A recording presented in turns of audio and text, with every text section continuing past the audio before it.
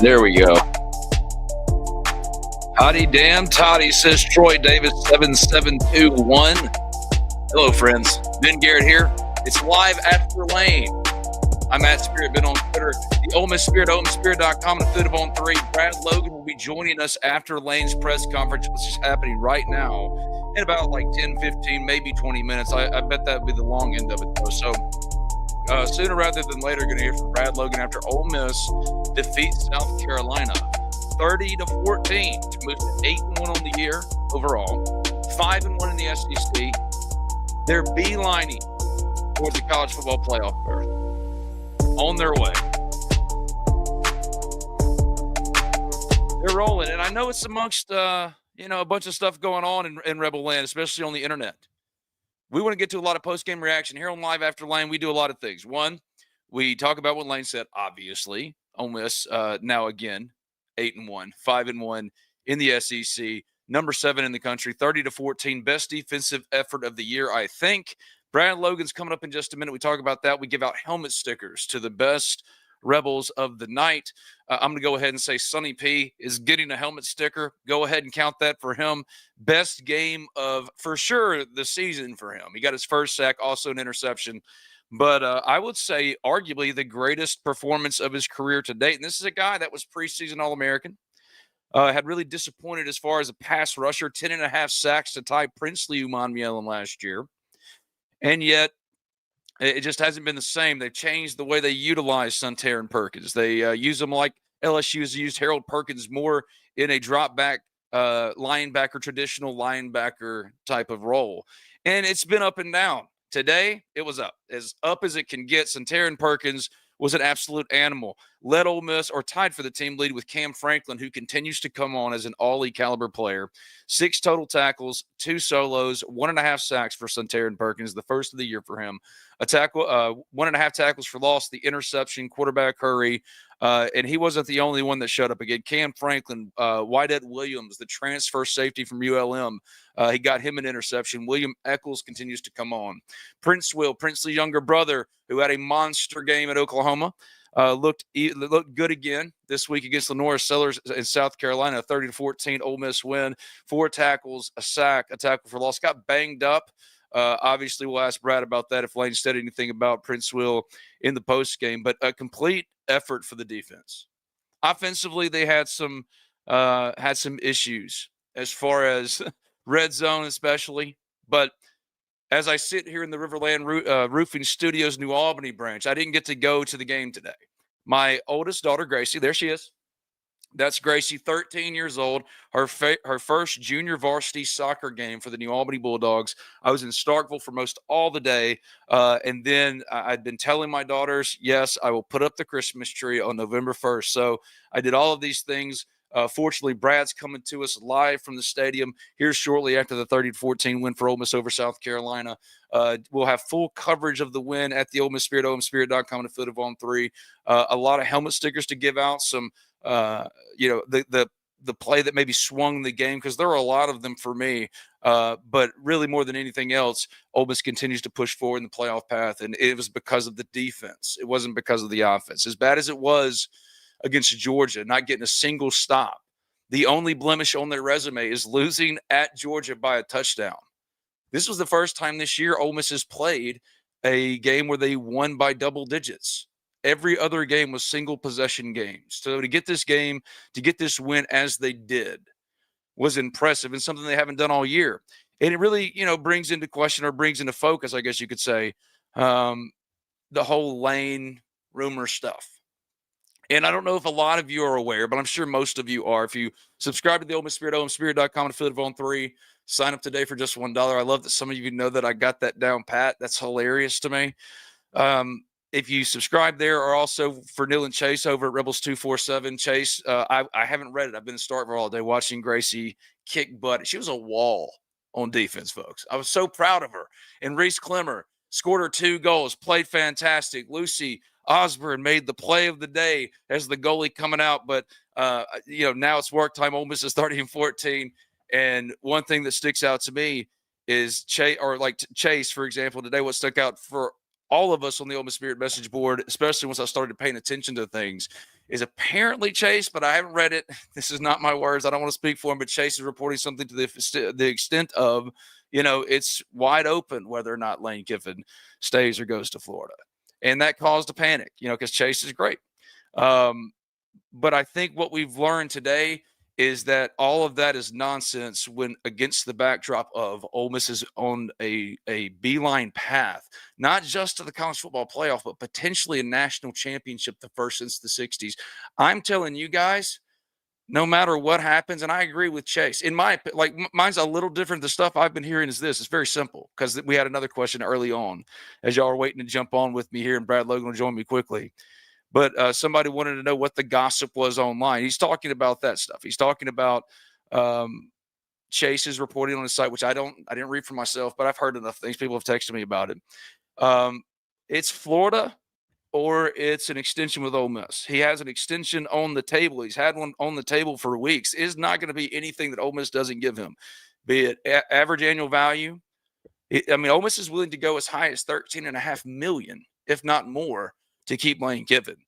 There will be no reason other than Lane just wanted to go to Florida if he leaves and goes to Florida. I don't think LSU is an option, though. LSU wants him. He's number one on their want list, but it's an absolute disaster down there. And Lane has choices. And I think that Florida is uniquely situated to sway him to potentially leave Ole Miss, but it's going to be hard. And as long as Ole Miss keeps winning, the timeline becomes more complicated. Even more than that, however, whatever happens, if Ole Miss keeps winning, you'll get what you've always wanted, Ole Miss fan, a national championship, the first since the 60s. And not only that, it'll be one of the most coveted jobs open in a market that will be unlike any other.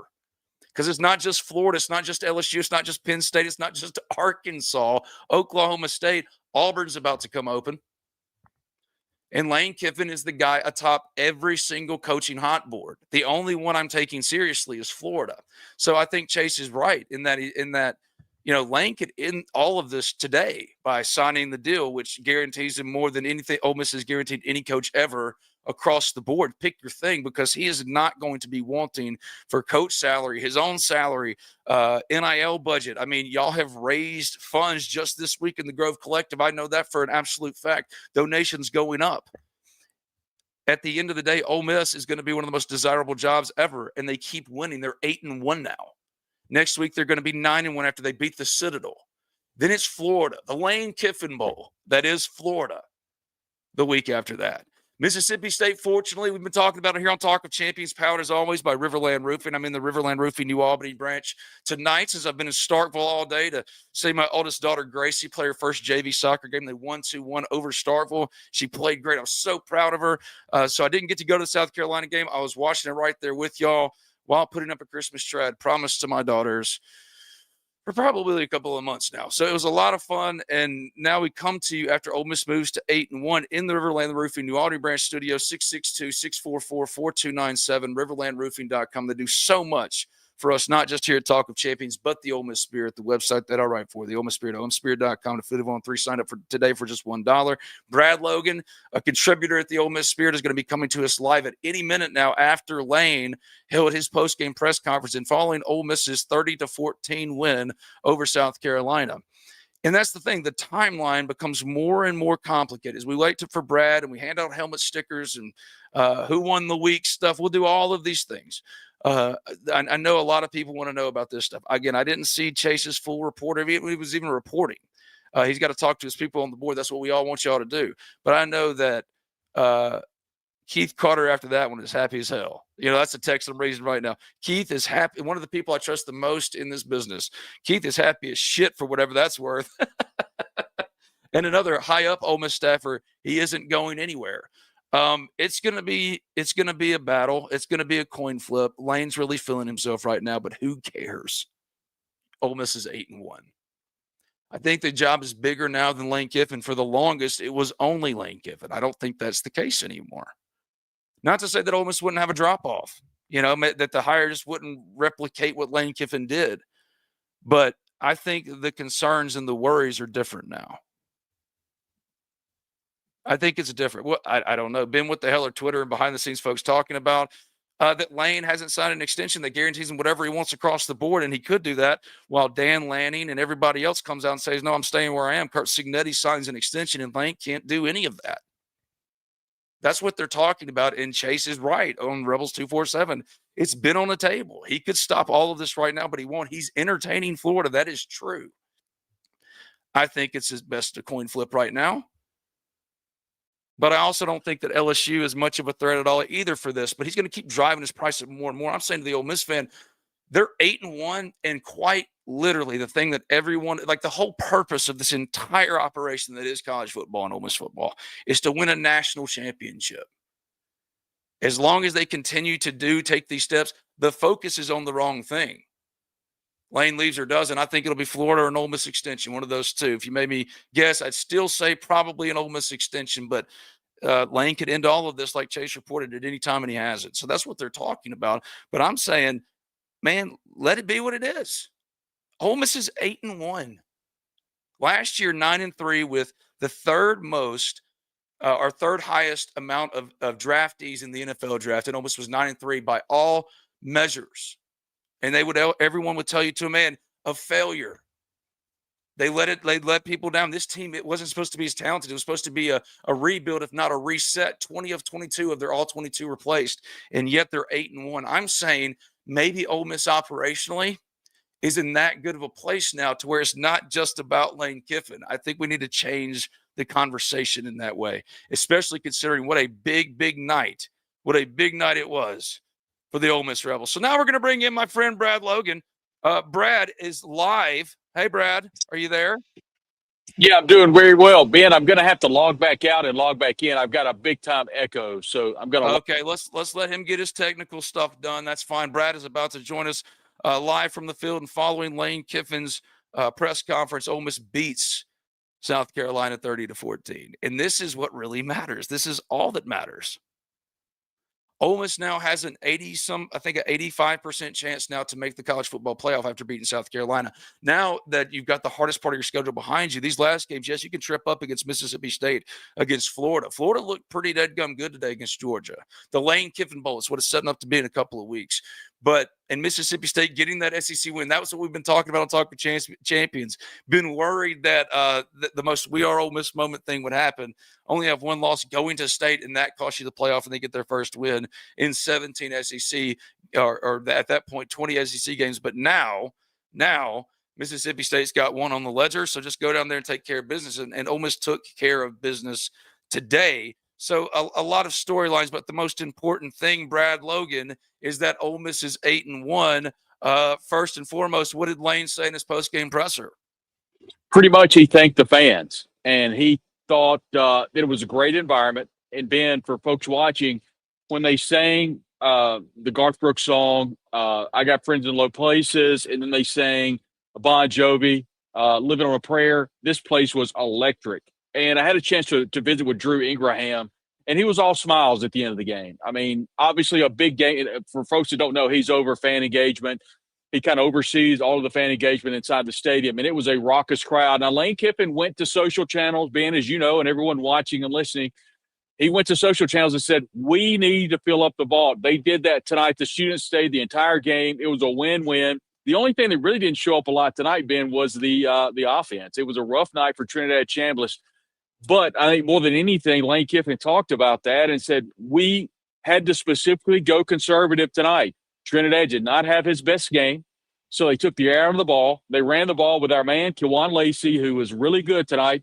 And I just left the press conference and I asked Lane, I'd ask you, after that Georgia State game, fast forward here against South Carolina, midway towards the end of the season, where's the offensive line? And he admitted, when you have that many big-time defenses you face on that defensive front, counting Oklahoma, counting South Carolina, counting Georgia, and only give a couple of sacks. I mean, I think that says a lot. I mean, I've just been a huge proponent of this offensive line the last couple of games, really over the last 5 or 6 games. And I thought they stepped up today, but it's all about the defense. I mean, you and I have been talking about Suntarine Perkins, got the sack, got the interception. I'm so happy tonight, Ben, that we can give Suntarine Perkins the game ball. And he may get the biggest game ball of them all.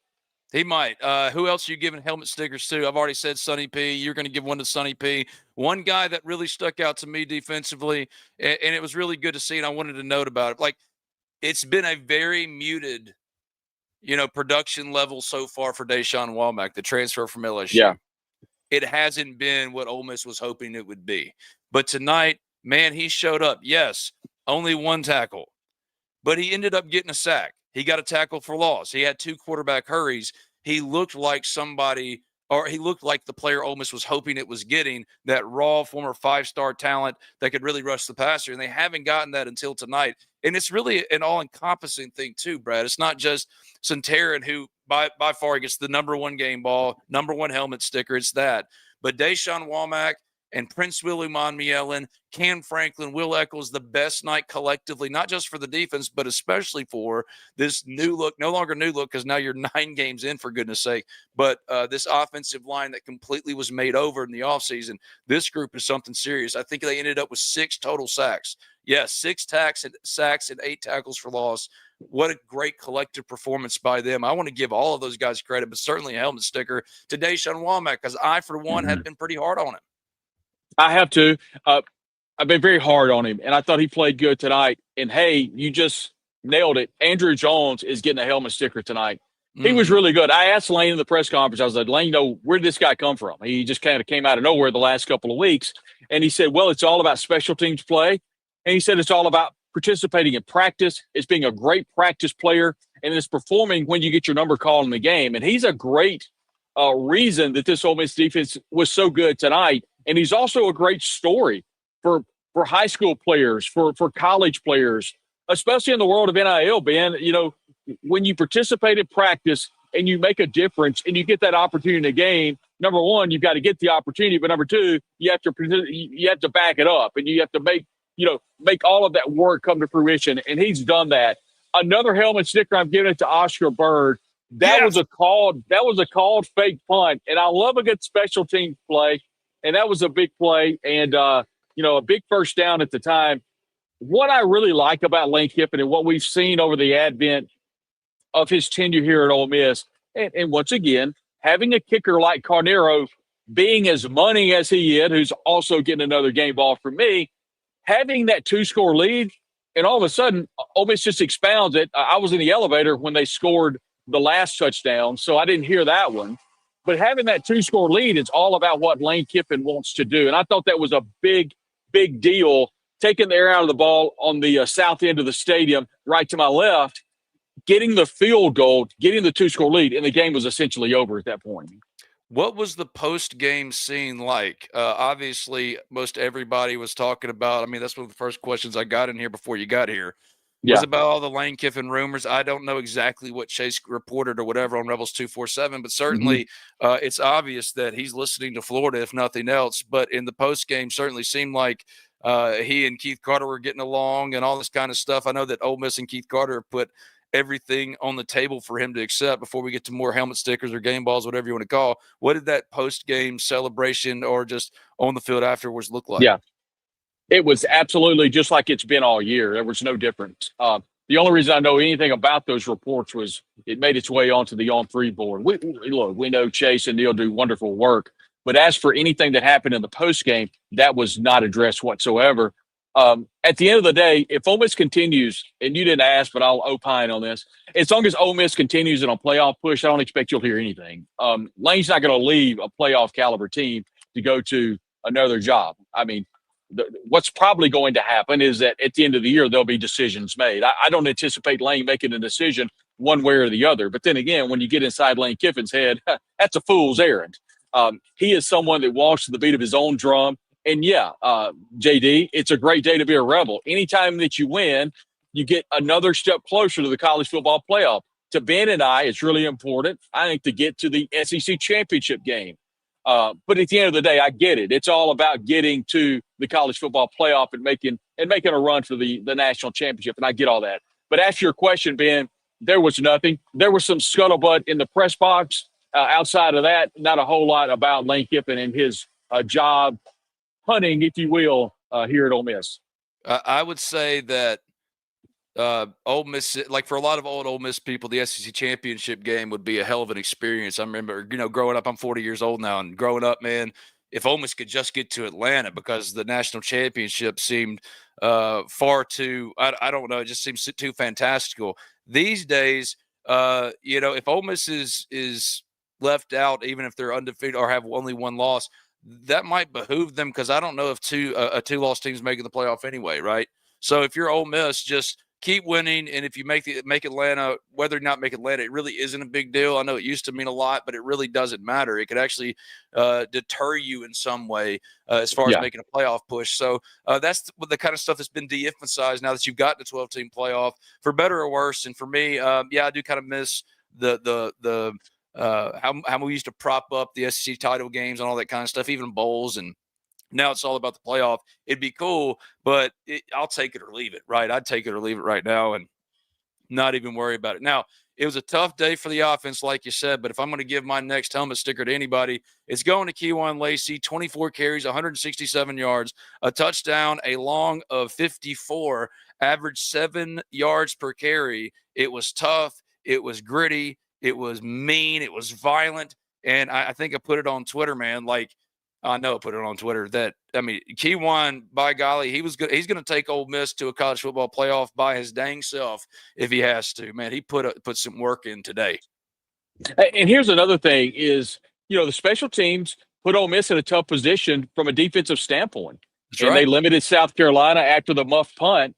Ole Miss would eventually get a muff punt of their own, but it just goes to show you that Pete Golding and you and I and Sudu post Georgia had this same conversation. Y'all were much more bullish than I was about how there's major problems. I'll be honest. I took a step back and thought, okay, Pete Golding is one of the best in the business. I really felt like, now, sure, there wasn't going to be wholesale changes, but I truly felt like that they, being the defense, would go back to the drawing board and figure it out. And they did. They figured it out at Oklahoma, and then they came back and played well here today. Here's the thing. Lenore Sellers is a really good player. And Ole Miss put a lot of pressure on him in the second half. South Carolina came in with some offensive woes on that offensive line. They've been dealing with a lot of injuries. And I felt like Ole Miss came in, specifically in the second half, with a really good defensive game plan. We saw Deshaun Womack, but we saw Cam Franklin get held a lot in the first quarter, a lot in the second quarter. And then he was able to get some pressure in the second half. Will Eccles got some pressure in the second half, but I can't say enough about Andrew Jones. He was a disruptor. And I thought T.J. Daugherty played pretty well too. And in the secondary, remember, they had no Antonio Kite today, so they were kind of backs against the wall. Chris Grace Jr. played pretty good. I mean, they had a couple of busts, but for the most part, I thought the secondary played well. The guy that we've talked about, Jalen Braxton, came in. Sage Ryan, a guy that we've been pretty rough on the last couple of games. I thought Sage Ryan played pretty well tonight, man. I thought the defense as a whole really came to play. It was a great game plan by Pete Golding, and the Rebels won this one tonight, no doubt, because of defense. Your final helmet sticker, game ball, whatever, goes to who?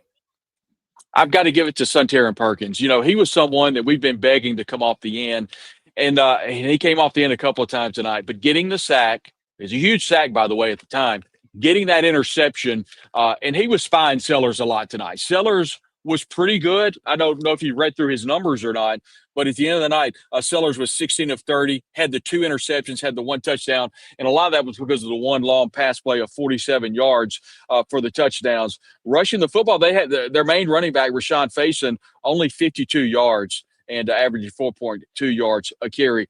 At one point, Ben, during the third quarter, Ole Miss was just doing nothing. I mean, they were doing nothing on offense, so they really kind of cranked it up in the fourth quarter. But, yeah, that's right. Not a lot of holding fouls called tonight. That offensive line for South Carolina was very advantageous with that Ole Miss defensive front. But, yeah, I kind of agree with JD that the whole defense deserves a helmet sticker tonight. You and I have been kind of rough on that secondary. I kind of go back to the secondary again, Ben.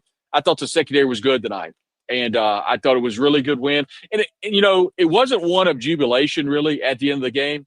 And you hate to say this was a business trip, but it was one of those things to where you roll the ball out, you're better than South Carolina, you withstand a couple of punches, but you just really felt good as a defense if you could get up 2 scores, because that South Carolina offense is just not very good, and that's exactly what happened.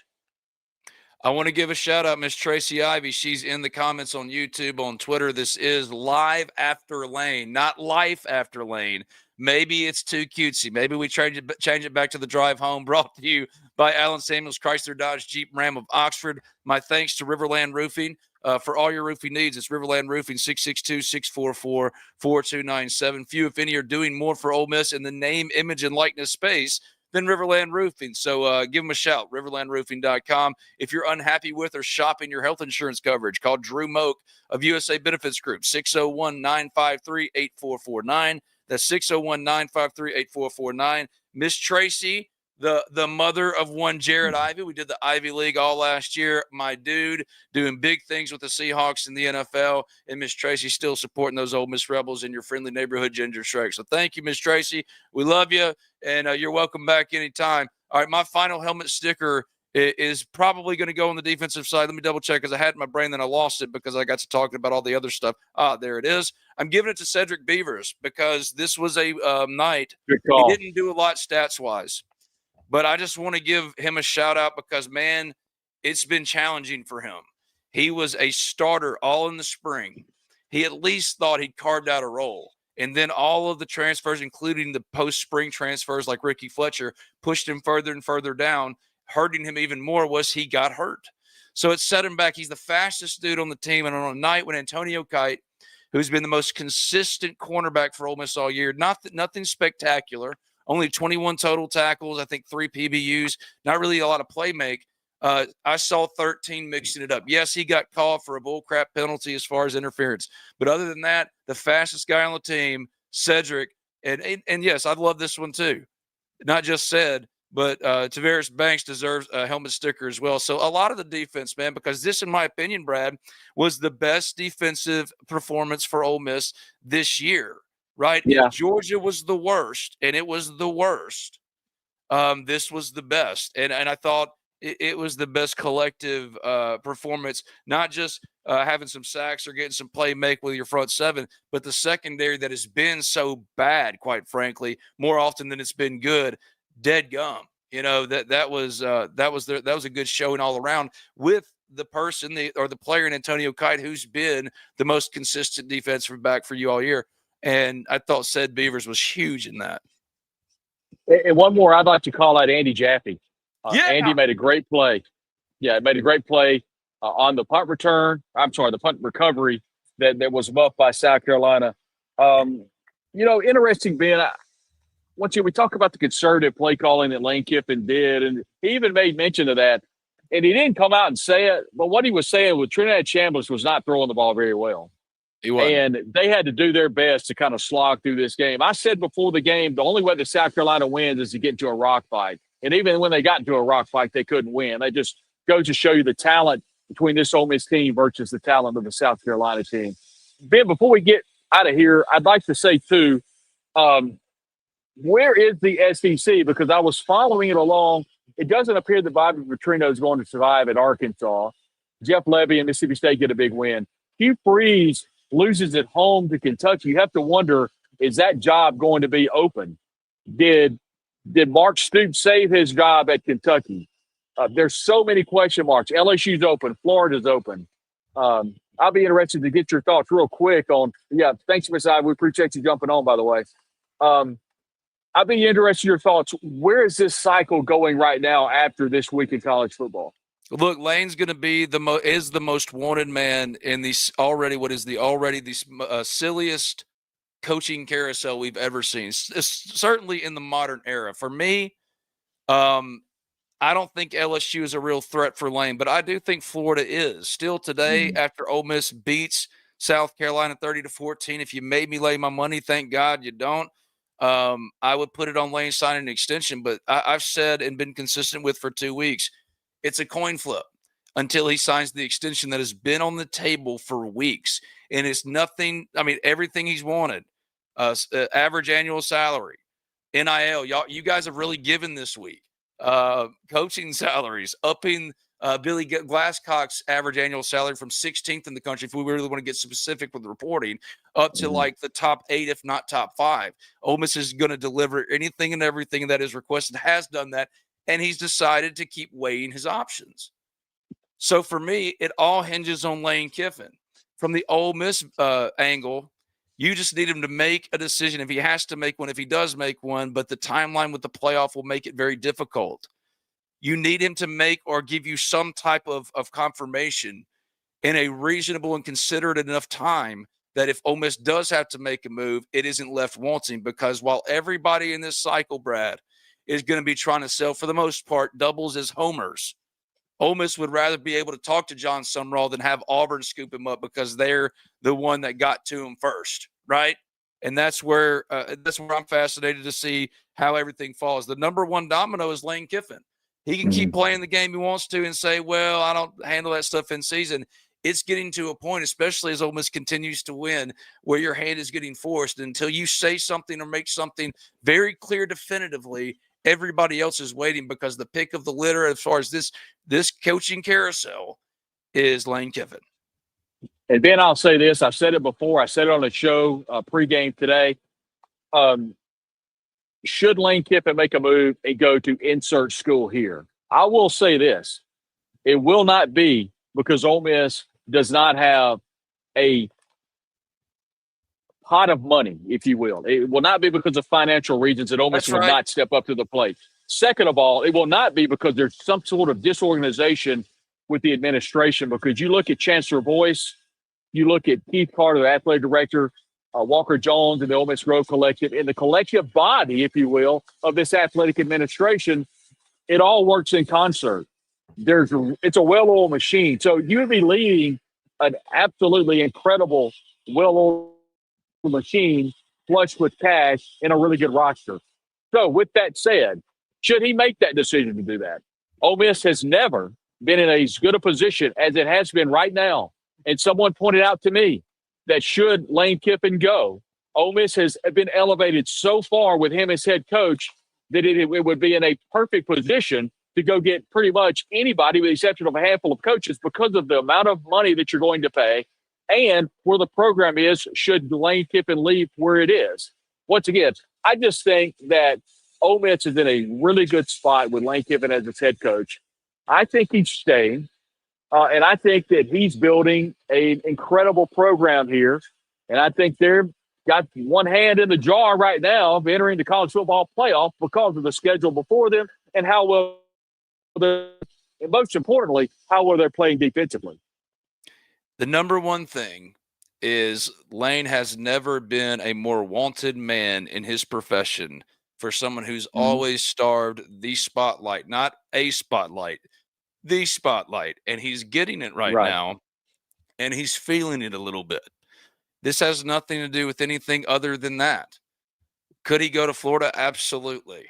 I agree with Brad. I think it still favors him signing an extension with Ole Miss because if he, like, with what he's built here, there's not going to be anything he's lacking. He'll just have to go, well, yeah, I just really want to go to Florida. He'll have to admit that. And that's going to be hard for him to admit because Lane, and this isn't a knock, but he always looks out for number one first. And that's okay in a business that is so cutthroat. Look at what just happened to so many coaches. I have a hard time feeling bad for Brian Kelly, Brad, because the man is crying into $53 million in buyout. These are great problems to have. Let's just be adults about it. The man is, and I'm talking about Lane Kiffin, is feeling himself. He's never been more wanted than he is now. Of course, he's going to play all his options out. LSU, you don't have much of a chance. Florida, you got his ear a little bit. You're tickling his ear a little bit. But it's Ole Miss extension or Florida. I don't think, like, the Dolphins might make some sense, but, like, he wants to be a college coach. So if he moves, I think he moves this offseason.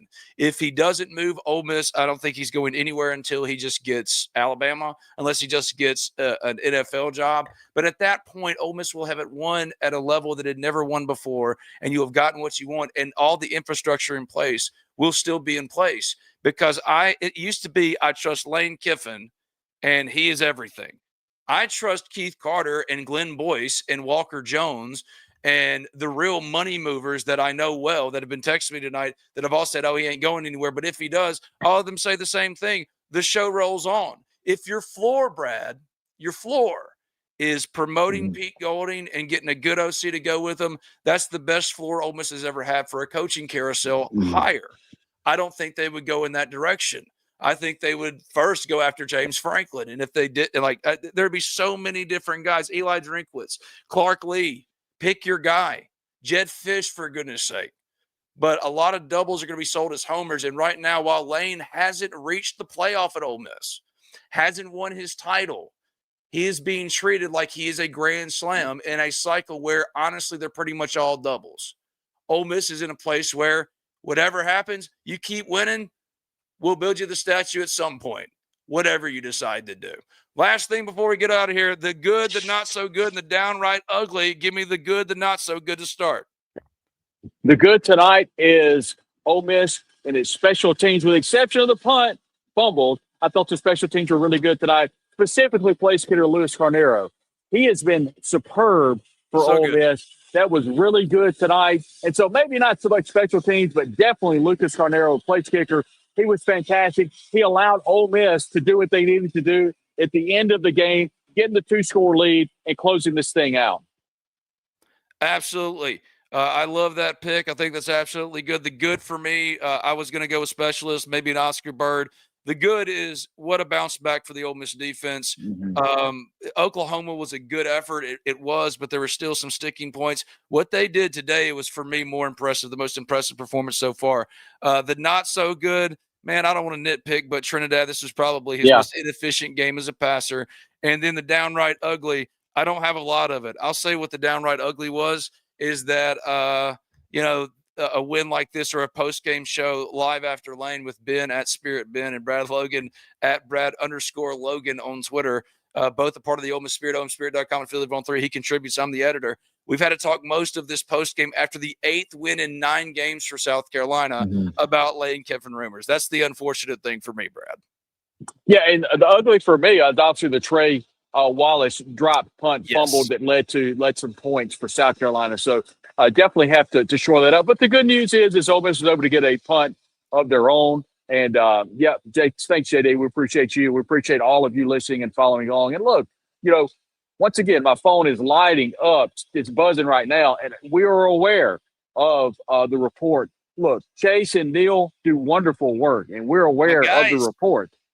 We're absolutely aware. And look, if they say it, there's absolutely truth to it. Once again, during the middle of the season, I think Lane Kiffin's in a good position about where he is. He is wanted by everybody, and that's probably including some NFL jobs. So the reports coming out, absolutely, there's probably a lot of truth to that because Florida is definitely he is the name for Florida.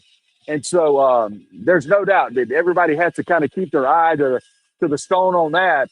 At the end of the day, I think for Ole Miss fans, just breathe and be happy where your feet are. And that is only one loss in conference, the world at your fingertips. And Lane Kiffin, Keith Carter, Dr. Glenn Boyce, they have put Ole Miss in an incredible position from a football standpoint. All of these empty stands behind me were full just a little bit ago. It was an incredible environment. Just enjoy it. And I hope that's what all of you are doing because this is an incredible ride that Ole Miss football is being put on right now. All right, let's end it with this. All right, looking at the SEC across the board, Georgia survives Florida. Mississippi State, whoo! Now the egg ball doesn't feel as ominous. Beats Arkansas in Fayetteville. Any chance that Bobby Petrino was going to get that job, it's done. Good for Jeff Lebby, man. They should be closer to 7 wins than just 5, but at least they got that SEC win. Ole Miss beats South Carolina. Oklahoma beats number 14 Tennessee. That's a big win for Ole Miss's postseason resume. Kentucky beats Auburn. That's probably kaputs for Hugh Freeze. Your final takeaway as far as the SEC side of things? Just be grateful for what you have, Ole Miss fans, because, boy, it's really rough in some other areas of the Southeastern Conference. You look down on the plains at Auburn. Mississippi State gets a win, but it's against Arkansas, who's really struggling. South Carolina tonight, boy, they were really, really poor on offense, and Shane Beamer's getting put through it. But then you look at the programs like major candidate because Brad does great stuff, man. And he had a great interview with Tony Barnhart, Mr. College Football, earlier this week. And he's absolutely right. Like, think about this hiring cycle. Shane Beamer, who has 1 win in the SEC after a playoff push, realistic as it was or not last year. They were a preseason favorite. Lenora Sellers was a preseason All-American, one SEC win, 9 games into the 2025-26 season, and he's like the front leading guy for Virginia Tech. That's like you're going to see a lot of singles and doubles be sold as home runs, and Shane Beamer is a good example of that. Forgive me for interrupting. No. I mean, and then you look at programs like Alabama. Kalen DeBoer's figured it out at Alabama. Then you look at teams like Texas A&M and Mike Elko, which looks to be a really good hire for Texas A&M. Oklahoma, Tennessee they were going toe-to-toe before into the press conference, Ben. I don't know how that's kind of shaken out. I don't know who's won or lost that one. And to me at the top, it's just right now, it's really, really interesting with A&M and Alabama. Two of the best teams in the conference, along with Georgia, that survived the scare tonight from Florida, and they were able to survive. So you got Georgia hanging out there. The question I have is, Ole Miss really needs to finish 11-1. I've said this before because you start dipping into 10-2, then your best wins are over maybe an Oklahoma or a Tulane who lost the other night. Oklahoma, who you beat on the road, who's got a tough next couple of games. Maybe an LSU who's fired his coach. So what I'm trying to say is Ole Miss has avoided Alabama, Texas A&M, Tennessee, Vanderbilt, all of those teams they've avoided. So you don't have the luxury of saying you have wins over those big teams. So the resume's not great for Ole Miss, but if you go 11-1, man, it doesn't matter. So that's the good news for Ole Miss. If they win the next couple of games, should be okay. Yeah, and if you make the SEC championship game, that second loss won't be a real threat to eliminate you, in my opinion, to where if you lose to Florida, which could happen, or State, which could happen, fortunately you play Florida at home. Meanwhile, the Egg Bowl, throw the records out. I mean, we've been around this long enough, Brad. Throw the records out. Yep. It is what it is. But next week is the Citadel. Ole Miss will get its 9th win of the year and then get a bye week. And then comes Florida. Am I right? Do I got my math right? Is it Citadel? No, Florida? You're right. It'll be the Citadel, Florida, and then Mississippi State. And when Florida rolls to town, boy, the circuits will be coming with them because at that point, Lane, let's just say that if he enjoys the drama, and I think everybody watching understands that he loves it. Anybody that would put a Halloween picture up the day after Halloween, I mean, he's something else to follow him on social channels. But yeah. The Lane Kiffin experience is what I've called it. In Florida rolling to town, it's going to be wild. It's going to be the Lane Kiffin Bowl, especially if he continues to maintain his silence in regards to committing himself one way or another. As Billy Landis from Riverland Roofing, 662-644-4297, calls me on the phone to talk about the Ole Miss Rebels beating South Carolina 30-14. A big win. We handed out the helmet stickers, game balls. Check out our stuff, our post-game coverage, full post-game coverage, the Ole Miss Spirit, OleMissSpirit.com. An affiliate of On 3. Brad will be there talking to you folks. We come to you every post-game after Ole Miss wins or loses this year. So next week after the Citadel, we will be here too. So I hope you join us. It's been a lot of fun hanging out and talking. I do like kind of the setup of just going to you from the field and after Lane, especially as I can't even talk, you get to the real inside scoop. Maybe we do it the same way for Citadel, or maybe we go live again, but no matter what, we'll be back for Live After Lane. Our thanks to Alan Samuels, Chrysler Dodge Jeep Ram of Oxford. Brad, tell the folks about our friends. No doubt. Alan Samuels, located just east of the Oxford Kroger, and we're so grateful of their partnership. I had a chance to visit with Brian and Mason via social channels this week, and they're really excited about the Rebels. And go by and enjoy that Rebel excitement with them and drive away with a great new vehicle today. And be sure and tell them you heard about it on Live After Lane with Ben and I, and they'll give you an extra special deal. I'll hold you to that. So go by and see Mason and Brian this week and or next week, and tell them that you heard about it on Live After Lane, and they'll give you a great deal. We could not do what we do without our friends at Alan Samuels, Chrysler Dodge Jeep and Ram right here in Oxford. And Riverland and Drew Moak of USA Benefits Group, B&A Bank. I'm so thankful for my friends, and I'm also thankful for one Brad Logan for joining me for every post game here Live After Lane. Ole Miss gets another one, moves to 8-1, 5-1 in the SEC, continues that push toward not only a college football playoff berth, but a good potential seed and possibly a national championship, the first for Ole Miss since the 60s. The fact that they didn't play particularly well offensively and still won so comfortably is the most encouraging sign for me coming out of that game. To win like that, the way they needed to, shows me that they can win more than just a couple of ways. Their defense can go win them a game, and that's not something I think we knew coming into this one. Thank you, Brad. It was fun. I'll see you on the Spirit here later tonight as we talk to the folks, but also next week for another one of these. Thank you, buddy. Thanks, Ben. Thanks, everybody.